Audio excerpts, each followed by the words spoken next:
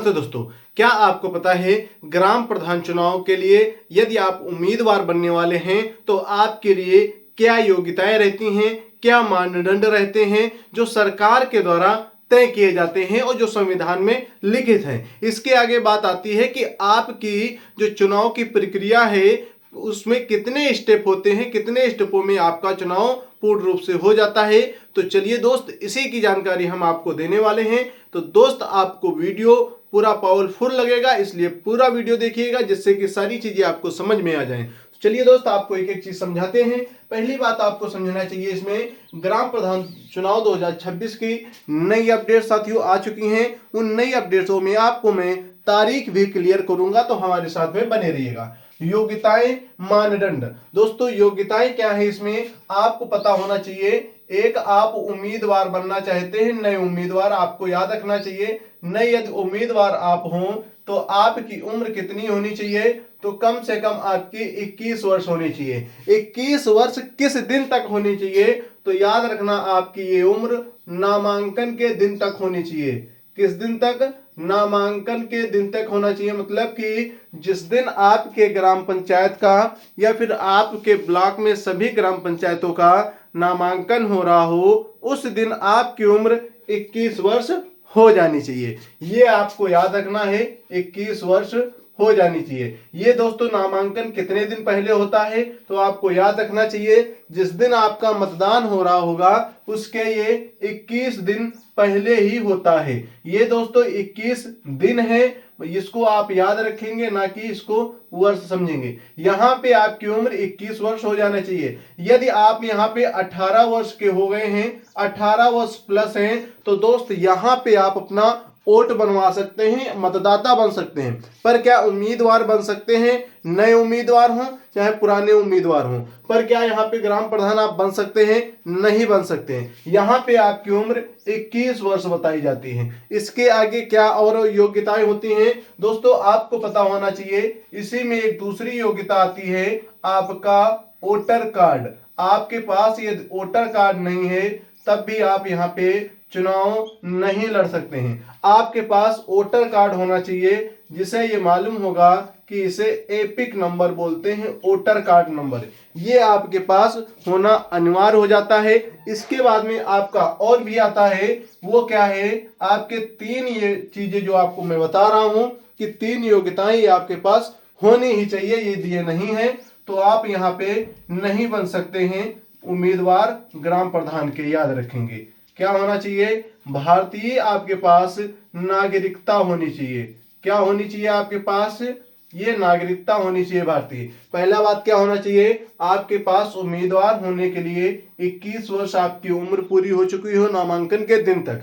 इसके आगे आपका वोटर कार्ड होना चाहिए, जिसे एपिक नंबर बोलते हैं। याद रखेंगे, वोटर कार्ड आपका कहाँ का होगा? उसी पंचायत का होगा।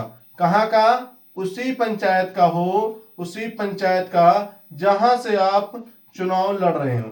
मतलब कि जिस भी गांव से आप लड़ रहे हो, जिस भी ग्राम सभा से लड़ रहे हो, उसी ग्राम सभा का आपका वोटर कार्ड होना चाहिए।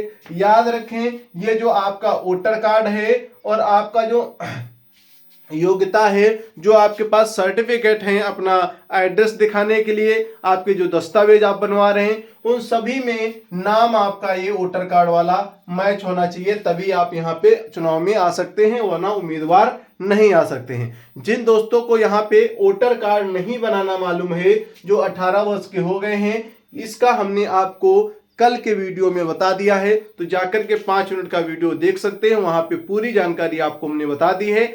आप फोन के माध्यम से फ्री में बना सकते हैं, आपको एक भी पैसा चुकाने की जरूरत नहीं है। आपके घर ऐसा कार्ड आपके घर आ जाएगा। किस तरीके का कार्ड आएगा? इस तरीके का, जिस तरीके का एटीएम कार्ड होता है, आधार कार्ड होता है, आपके घर ये फ्री में आ जाएगा यदि आप अपने फोन से बनाते हैं। सारी प्रक्रिया स्टेपों में हमने आपको समझा दी है, तो जाकर के वहां पे देख लेंगे। दोस्त, यहाँ पे आपको योग्यताएं समझ में आ गई हैं। ये दोस्तों इसके मानदंड क्या होते हैं, यहाँ पे आपको पता होगा कि आरक्षण का भी खेला होता है। आरक्षण का क्या खेला होता है? यदि आपके ही समुदाय का आरक्षण आया है तभी आप चुनाव लड़ सकते हैं, अन्यथा नहीं लड़ सकते हैं। तो इसको कहा जाता है यहाँ पे कि आपके यहाँ कौन सी सीट आई है, एससी कैटेगरी की आई है, ओबीसी कैटेगरी की आई है या किसी अन्य कैटेगरी की आई है। ये सारी चीजें किस पे भरोसा करती हैं, आपके मानदंड पे। दोस्तों ये सीटें कैसे आती हैं, तो आपको पता होना चाहिए। ये सीटें आपकी आधार वर्ष बनाकर आती हैं कि इस बार 2026 में कौन सा आधार वर्ष माना जाएगा। आधार वर्ष वो होता है जो पीछे हमारे चुनाव हो चुके हैं। जैसे हमारा 2021 में चुनाव हुआ था, 2016 में हुआ था, 2011 में हुआ था, इसी को आधार वर्ष मानते हैं। ठीक है।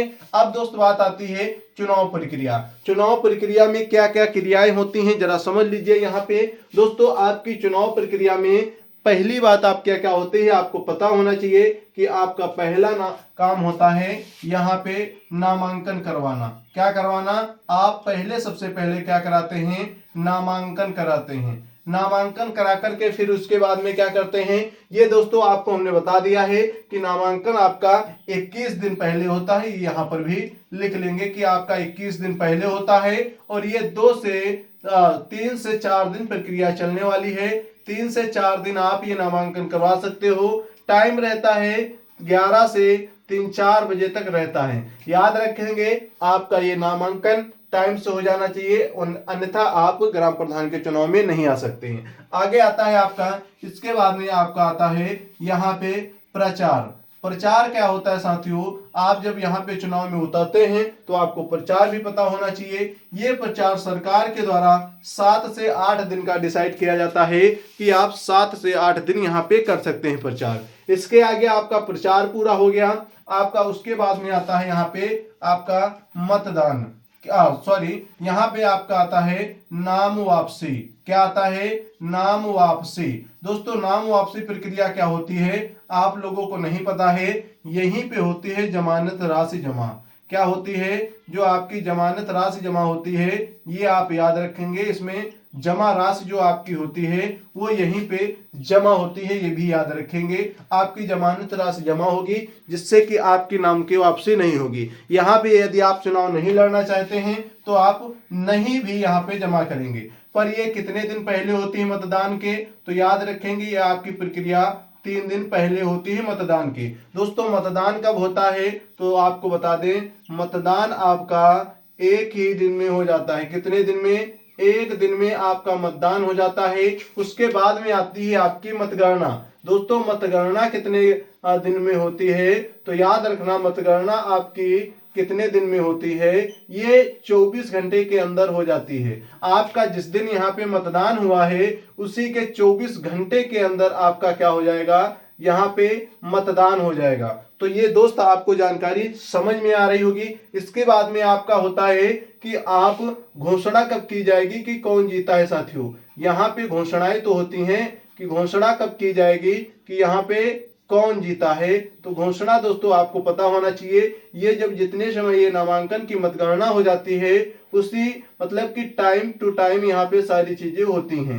बिल्कुल टाइम से तुरंत ही यहाँ पे आपकी घोषणा हो जाती है कि आपने चुनाव यहाँ पे जीत लिया है। इसके बाद में शपथ कब होती है, तो साथियों आपको बता दें आपकी जो शपथ होती है ये आपके दिन तय किए जाते हैं कि आपके ये नामांकन जब आपका मतदान हो जाता है, मतगणना हो जाती है और आपका चुनाव जीतने की घोषणा भी हो जाती है, उसके 2-3 दिन के अंदर ही आपकी क्या हो जाती है, स्थापना हो जाती है, जिससे कि ग्राम का जो विकास कार्य है उसको आप सही ढंग से सुचारू रूप से चला सकें और उसमें कोई बाधा उत्पन्न न हो। तो यहाँ तक साथियों आपको सारी जानकारी समझ में आ गई होंगी आई होप। तो सभी लोग चैनल को सब्सक्राइब कर लेंगे। ऐसे ही अन्य न्यूज पाने के लिए हमारे साथ में जुड़ जाएंगे, घंटी के बटन पर क्लिक करके ऑल पे क्लिक कर लेंगे। तो चलते हैं दोस्त, जय हिंद जय भारत। पढ़ते रहिए, आगे बढ़ते रहिए। जो दोस्तों को वीडियो अच्छा लगा हो वो लाइक कर देंगे, जिन दोस्तों को ज़्यादा अच्छा लगा वो शेयर करेंगे और हमारे साथ में नई अपडेट से जुड़े रहने के लिए चैनल को सब्सक्राइब जरूर करेंगे। ठीक है दोस्त।